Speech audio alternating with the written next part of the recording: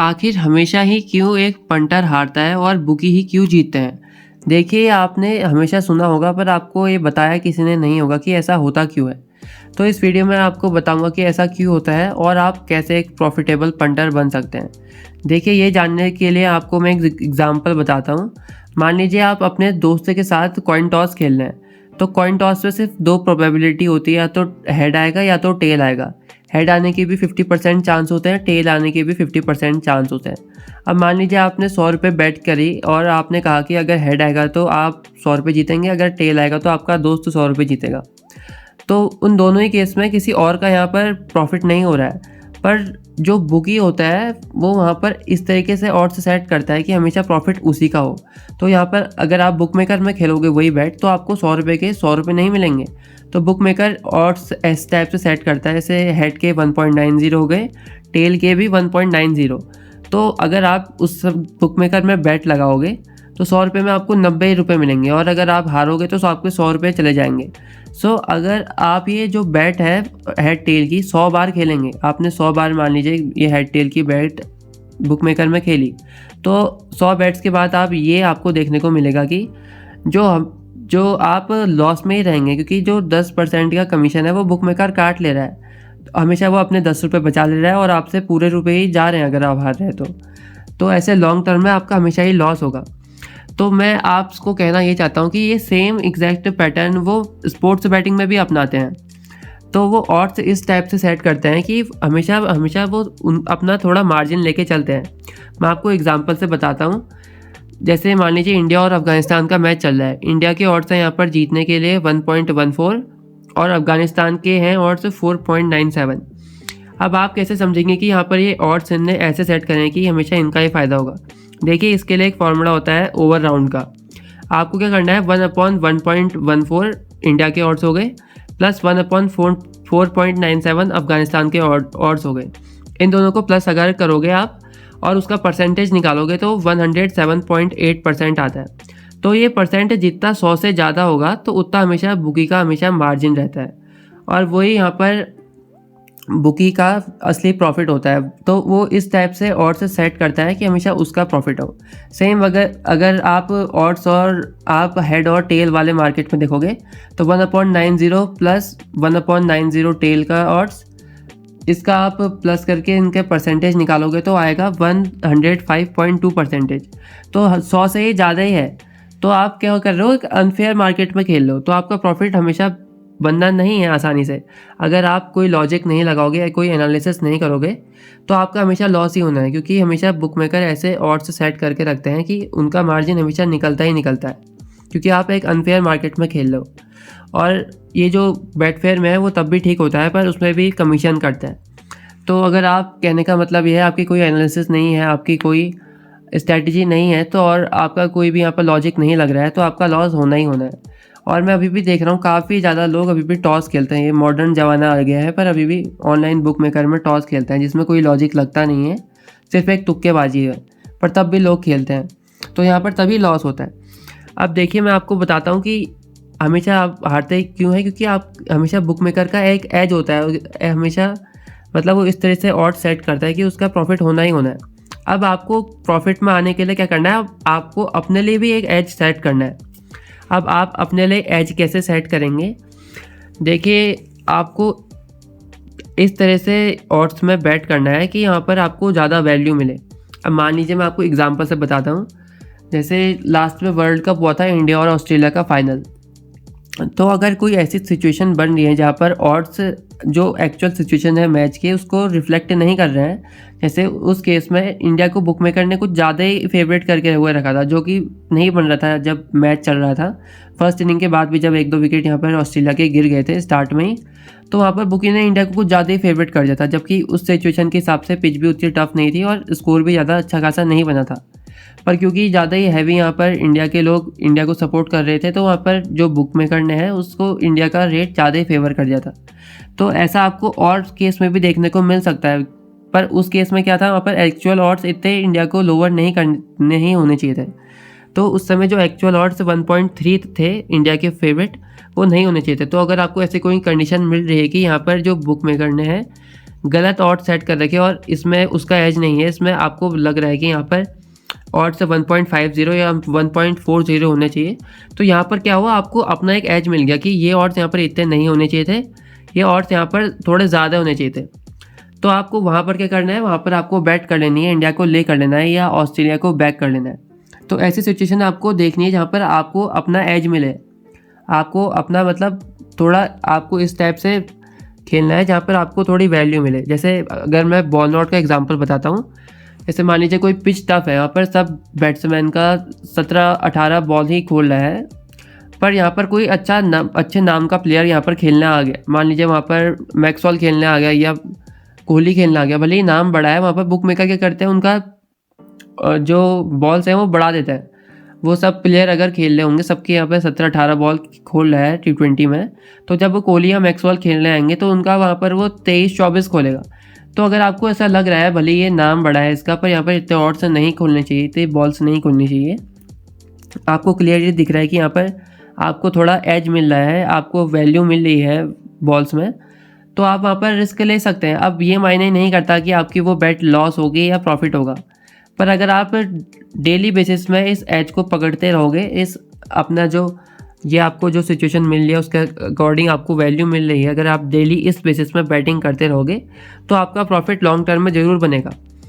और मैंने ये भी देखा है, काफ़ी जो नॉलेज वाले पंटर्स होते हैं वो उनको नॉलेज तो काफ़ी होती है, पर वो लॉस ही में रहते हैं। उनमें से पहले मैं भी था ऐसा, क्योंकि मुझे भी बहुत अपने आप पे घमंड था कि मुझे बहुत नॉलेज है, मैं क्रिकेट 5-6 साल से देख रहा हूँ, पर तब भी यहाँ पर प्रॉफिट नहीं हो रहा है, क्योंकि मैं गलती हमेशा वही कर रहा था। मैं कुछ ऐसे वैल्यूएबल ऑड्स में बैटिंग नहीं कर रहा था, जबकि मैं ऐसे मैचेस में बैट कर रहा था, मतलब जो मुझको टीम पसंद है मैं उस बेसिस में बैटिंग कर रहा था। तो अगर आपको भी आप भी उस बेसिस में बैटिंग कर रहे हो जिस बेसिस में आपको कोई टीम पसंद है, मान लीजिए आपको इंडिया और अफगानिस्तान का मैच में इंडिया पसंद है, और तो उसके ऑड्स कम ही होंगे, तो अगर आपने उसमें बैट कर दिया, आप अब वो डिपेंड नहीं करता कि इंडिया जीतेगी या हारेगी, आपको पता ही है इंडिया जीतेगी, पर आपको जिस ऑड्स में आपने बैट किया, क्या उस ऑड्स में आपको वैल्यू मिल रही है, क्या उस ऑड्स की उतनी ट्रू वैल्यू होनी चाहिए थी, तो आपको उस केस में वो दिखना है। तो यहाँ पर आपको समझ गए होंगे कि मैं क्या कहना चाहता हूँ। आपको अपना भी एक एज निकालना है बुक मेकर के अगेंस्ट। देखिए, तो फर्स्ट पॉइंट यही है, जैसे हमेशा बुकी ऐसे ऑड से सेट करके रखता है कि हमेशा उसका ही प्रॉफिट हो, तो आपको भी हमेशा तभी बैट करना है जैसे आपका ही प्रॉफिट हो। मतलब आपको तभी बैट करना है जब आपको आपके लॉजिक और आपके एनालिसिस से किसी मैच में आपको सही ऑड्स मिल रहे हों, क्योंकि ऑड्स से हमेशा जो प्राइस है वही सबसे ज़्यादा इंपॉर्टेंट होता है बैटिंग में। अगर आप हमेशा वैल्यू ऑड्स पे बैट कर रहे हो तो आप लॉन्ग टर्म में हमेशा प्रॉफिट में ही रहोगे। तो आपको फर्स्ट ये चीज़ का ध्यान रखना है। सेकंड इंपॉर्टेंट चीज़ है लिमिट मैनेजमेंट। देखिए, हर टिपर कहता है कि हमेशा लिमिट मैनेज करके चलना चाहिए, और वो सही भी है, और हर को रिपीट करना भी चाहिए, क्योंकि एक सही बात है तो उसको रिपीट भी करना चाहिए। अब देखिए, आपको लिमिट मैनेजमेंट पे बहुत पॉइंट आ जाते हैं। सबसे पहले आपको अपना बैंक रोल मैनेजमेंट आपका अच्छा खासा होना चाहिए, मतलब आपके पास कम से कम 20 लिमिट का बैकअप तो होना ही चाहिए, क्योंकि यहाँ पर जो पंटर है, आधे से ज़्यादा पंटर तो इसी लॉस में इसलिए हैं क्योंकि उनके पास बैकअप नहीं होता है। 1-2 लॉस के बाद उनकी मतलब हालत ख़राब हो ही जाती है और वो फिर झेल नहीं पाते हैं, और उनके पास बैकअप नहीं होता है। तो बैकअप होना मस्त है यहाँ पर, क्योंकि आप थोड़ा खुल के खेल सकते हैं, उतना आपको स्ट्रेस नहीं होगा, और आपको पता होगा कि मेरे पास सिर्फ इतने ही रुपये नहीं है हारने को, अगर ये हार भी गया तो मैं नेक्स्ट में अच्छा कर सकता हूँ। मतलब आपको जो एक रिज़ल्ट आपका ख़राब आया तो आपका ओवरऑल ख़राब नहीं होगा, आप उसके नेक्स्ट गेम में फिर से प्रॉफिट कर सकते हो। तो फर्स्ट इंपॉर्टेंट यहाँ पर चीज़ होगी बैंक रोल मैनेजमेंट। आपके पास बैंक रोल में बैकअप होना चाहिए। सेकेंड इंपॉर्टेंट चीज़, आपके पास स्ट्रैटेजी होनी चाहिए कि आपको लिमिट को कैसे यूज़ करना है। आपको ऐसा नहीं है कि आप किसी मैच में 500 यूज़ कर रहे हैं, किसी में 1000 यूज़ कर रहे हैं, किसी में 2000, किसी में 5000। आपको अपना यूनिट साइज़ फिक्स करके रखना है, और उसको आप थोड़ा वेरी कर सकते हैं, पर ज़्यादा डिफरेंस नहीं होना चाहिए। अब नेक्स्ट इंपॉर्टेंट चीज़ है, काफ़ी पंटर लोग ओवर लिमिट चल जाते हैं तो उससे भी उनका लॉस हो जाता है। देखिए, अब आपने ये कभी गौर किया है, जब भी हम ओवर लिमिट जाते हैं हमारा लॉस ही क्यों होता है? हमारा प्रॉफिट भी तो हो सकता था, पर ज़्यादातर केस में हमारा लॉस ही होता है। ऐसा क्यों होता है, आप मुझे कमेंट सेक्शन में ज़रूर बताइएगा आपने, क्योंकि ये चीज़ नोटिस करने वाली है, क्योंकि हमेशा हमारा लॉस ही क्यों होता है, ये सोचने वाली बात है थोड़ा। देखिए, तो आपको क्या करना है, हमेशा ओवर लिमिट नहीं जाना है, क्योंकि यहाँ पर अगर आप लिमिट वाइज खेलोगे तो ओवर आप लिमिट 20-30% यहाँ पर जा सकते हो, पर आप ज़्यादातर कोई लोग यहाँ पर 30 मतलब 3 गुना 4 गुना चले जाते हैं, तो ऐसा आपको नहीं करना है। अगर आप 30-40% एक्स्ट्रा भी यूज़ कर रहे हो तो आपको लिमिट मैनेजमेंट के हिसाब से रिस्क मैनेजमेंट सब कुछ देखते हुए चलना है, ठीक है। तो आपको ओवर लिमिट ज़्यादा नहीं जाना है, आपको ये बात भी ध्यान रखनी है। अब देखिए लिमिट मैनेजमेंट में काफ़ी इम्पॉर्टेंट यहाँ पर बात आती है जब हमारा लॉस होना स्टार्ट हो जाता है। अब देखिए जब भी हमारा लॉस होता है तो हमारा माइंड क्या सोचता है, हम इसे कैसे रिकवर करें।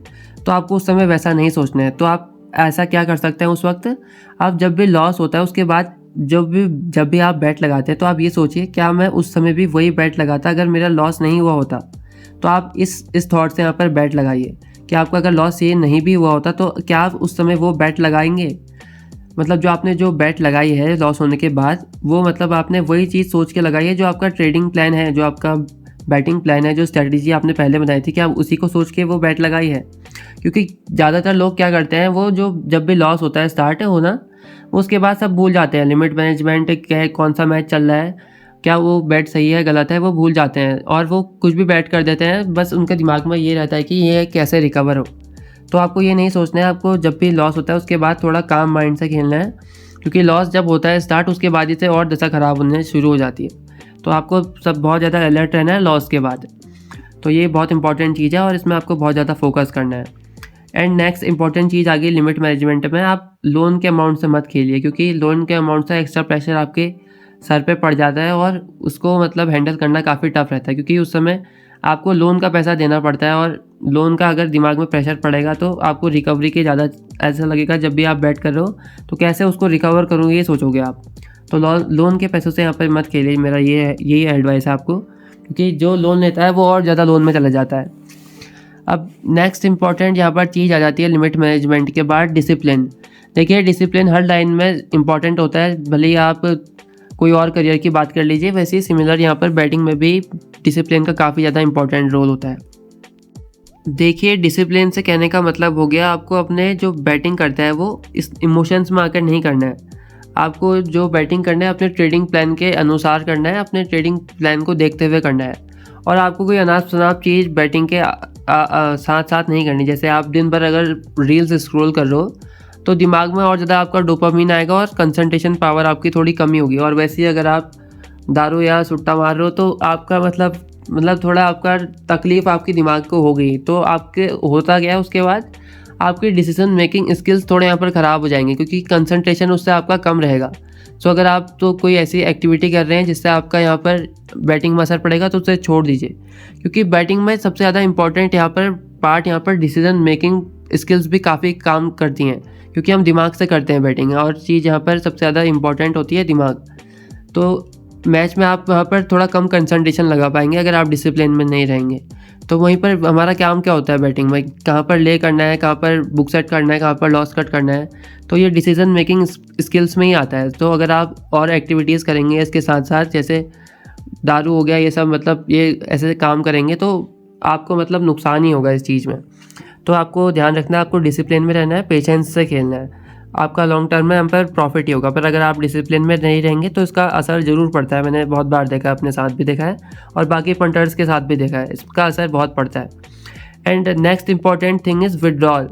देखिए आपको विड्रॉ करते रहना है, जब भी आप अमाउंट जीतेंगे तो उसको विड्रॉ करते रहना है, क्योंकि मेरे साथ भी हो चुका है और काफ़ी ज़्यादा लोगों के साथ हो चुका है। जब भी हम बड़ा अमाउंट जीत जाते हैं ना तो उसको हम हैंडल नहीं कर पाते, उसको क्या करते हैं हम आईडी में दोबारा डिपॉजिट करके लॉस कर देते हैं। पर मैंने ऐसे टाइम के साथ सीखा कि हमें विड्रॉल कर देना चाहिए। और हमें अपने एक और चीज़ मैं आपको एक्स्ट्रा टिप दूंगा जो आप कोई बताता नहीं है, आपको क्या करना है, अपने लिए चीज़ें जोड़ते रहनी चाहिए। मतलब आपको या तो उन पैसों को कहीं पर इन्वेस्ट कर दीजिए जिससे आप उन पैसों को जल्दी से निकाल ना पाए, क्योंकि ऐसा होता है अगर हमारा आईडी में हमारा लॉस हो जाता है तो हम उसको दोबारा डिपॉजिट कर देते हैं और फिर से हमारा वो लॉस हो जाता है। तो ऐसा ना हो इसलिए आप उस अमाउंट को कहीं ऐसी जगह इन्वेस्ट कर दीजिए जहाँ से वो दोबारा नहीं निकल सकता। जैसे या अपने लिए कोई प्रोडक्ट खरीद लीजिए, अपने घर के लिए कोई सामान खरीद लीजिए, या उसके लिए उस पैसों से कहीं गिफ्ट खरीद लीजिए। जैसे मैं अपना एग्जांपल बताता हूँ, मैंने फ़ोन जोड़ लिया अपने लिए। अगर मेरा लॉस अब अगर हो भी जाता है तो मैंने कुछ चीज़ ऐसे जोड़ ली हैं जिससे अब मेरा लॉस अगर होता भी है तो मुझे इतना गम नहीं होगा। तो आपको बैटिंग लाइफ में अगर आप हो तो आपको बैटिंग लाइफ के दौरान टाइम एंजॉय करना है, क्योंकि अगर आप कुछ नहीं करेंगे, खेलते जाएंगे और विड्रॉ कुछ करेंगे नहीं, तो आपका लॉस एक दिन होना ही होना है। क्योंकि ऐसा एक दिन ख़राब आएगा ही आएगा जब आपका कुछ कंट्रोल नहीं हो पाएगा और आपका आईडी में जो बैलेंस है वो नील होगा ही होगा। क्योंकि ये काफ़ी पंटर्स के साथ होता है और ऐसा होता ही रहेगा। तो आपको क्या करना है, बैटिंग लाइफ के दौरान अपने लिए चीज़ें जोड़ती रहनी है, और जो आप जीत रहे हो उसको विड्रॉ करके लिए अपने लिए कुछ लेना भी है। जैसे आप अपने लिए कपड़े ले सकते हैं, अपने घर के लिए कुछ ग्रोसरीज़ ले सकते हैं, आप कुछ भी सामान ले सकते हैं। पर कहने का मतलब ये है कि कुछ ना कुछ चीज़ आप जोड़ते रहिए या उसे कहीं और इन्वेस्ट करिए, अपने पे इन्वेस्ट करिए या अपने दोस्तों पे या अपने फैमिली पे इन्वेस्ट करिए, पर कहीं ना कहीं उसे इन्वेस्ट आप करिए। तो ये बहुत इंपॉर्टेंट चीज़ है, क्योंकि आपको अगर आप विड्रॉ नहीं करोगे तो आपका लॉस होगा ही होगा, क्योंकि अमाउंट जाएगा कहाँ, बुकी के पास ही तो जाएगा उसके बाद, लॉस के बाद। देखिए, मैंने काफ़ी ज़्यादा पॉइंट्स यहाँ पर बता दिए हैं कि हमेशा ही बुकी क्यों जीतता है, और ये भी बता दिया कि आप यहाँ पर बुकी को कैसे हरा सकते हैं। पर अभी भी काफ़ी ज़्यादा पॉइंट यहाँ पर छूटे हैं, तो वो मैंने आपके लिए छोड़े हैं। आप कमेंट सेक्शन में बताइएगा कि सबसे ज़्यादा लॉस पंटर का कहाँ होता है, और अगर आप प्रॉफिट में रहते हैं तो आप कुछ अपनी स्ट्रेटजीज़ भी यहाँ पर कमेंट सेक्शन में ज़रूर शेयर करिएगा। और अगर आप बुकी को हमेशा बीट करते रहते हैं तो आप कमेंट सेक्शन में ज़रूर लिखिएगा कि मैं बुकी का बाप हूँ या बुकी मेरा बेटा है। आपको जो लिखना है यहाँ पर लिख सकते हैं कमेंट सेक्शन में। और लास्ट, आपको हमारा टेलीग्राम चैनल ज्वाइन कर लेना है, क्योंकि वहीं पर हम डेली बेसिस में यहाँ पर मैचेस प्रोवाइड कराते हैं और भी यहाँ पर इंपॉर्टेंट अपडेट्स लाते रहते हैं। So thank you for watching the video. Have a nice day.